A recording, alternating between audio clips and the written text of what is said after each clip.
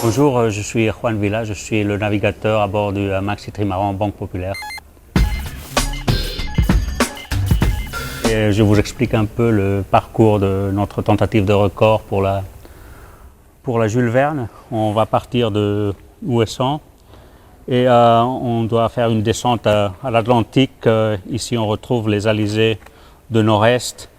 Après, on doit croiser le Poteau Noir, c'est une zone de calme typiquement entre les deux alizés, celui du nord-est et celui du sud-est. Et après, ici, on passe dans l'Atlantique Sud, une fois on a croisé l'équateur, et on contourne l'anticyclone de Sainte-Hélène qui se place approximativement au milieu de l'Atlantique Sud.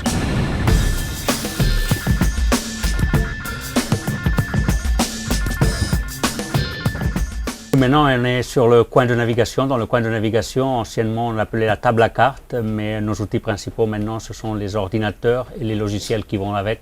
On récupère d'abord les fichiers météo, les prévisions météo par nos systèmes de communication par satellite. Une fois on a chargé ce fichier, on utilise un autre logiciel qui permet d'analyser nos routes optimales. Alors ici, je lance ce qu'on appelle un routage, où avec les fichiers de prévision, il calcule les routes optimales, celles qui nous prendraient le temps minimum pour aller aux différents points du globe. Ici, j'ai fait l'exemple du départ jusqu'à un point à peu près au calme équatorial. Et ça, c'est le calcul qui est en progrès maintenant. Et quand il finit, quand les prévisions sont finies, il n'y a pas plus de prévisions au-delà. On a une route optimum, c'est cette route en bleu. C'est-à-dire que maintenant, ce n'est pas un bon moment pour tenter le record parce que ça nous prendrait environ 7 jours pour arriver à l'équateur. Une fois on est dans les océans du Sud, la course en fait est de faire le tour de l'Antarctique pour revenir. Le plus on se rapproche de l'Antarctique, le plus court c'est, mais par contre on a les problèmes des glaces. On a un système de CLS Argos qui nous informe constamment où se trouvent les zones de glace et on peut les éviter. Aussi, si on va trop près de l'Antarctique, l'autre problème c'est que les dépressions qui parcourent, on peut se retrouver de l'autre côté, du mauvais côté des dépressions avec des vents pas favorables, au contraire.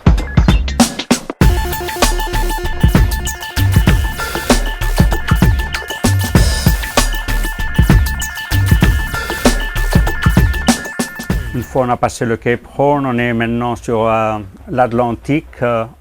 On se retrouve les mêmes situations qu'avant. On est en route vers l'USA, vers la fin du tour du monde.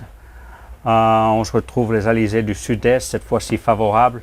On recroise encore l'équateur et la zone des calmes équatoriales, les alizés du nord-est dans l'Atlantique Nord et finalement les zones de dépression et les vents du secteur ouest à la fin en notre route finale vers l'ouest.